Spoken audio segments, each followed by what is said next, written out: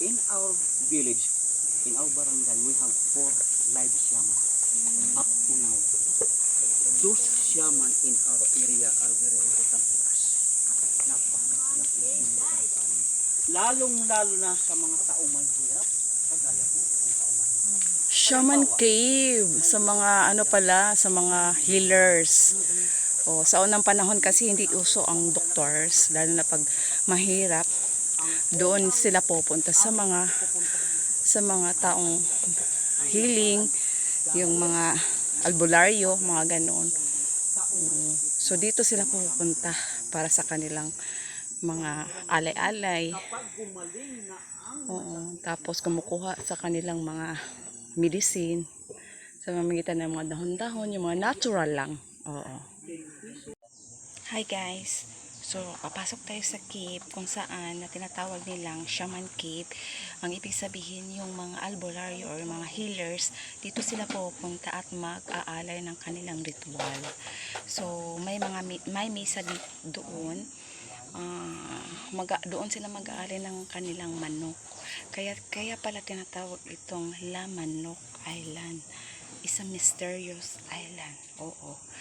Kasi ang ibig sabihin, inaalay nila yung manok dito sa loob. So pakita ko sa inyo.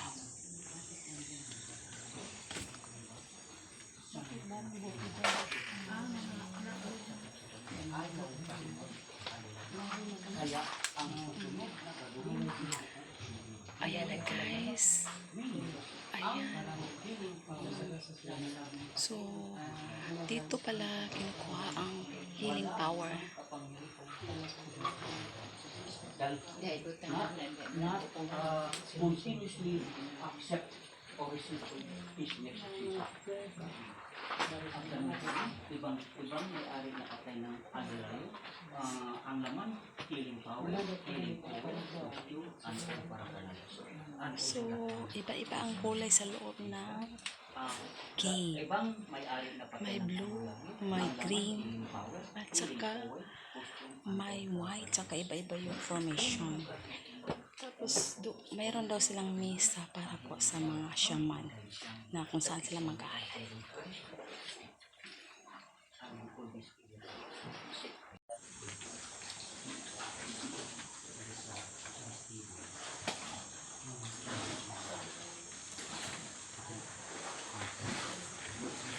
Last November 2024,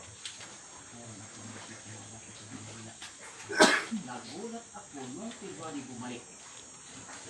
Sir Isalo, kaya ako nakatandaan mo kung ako ito November. Kaya ako bumalik itong February. Dahil noong pagpunta ko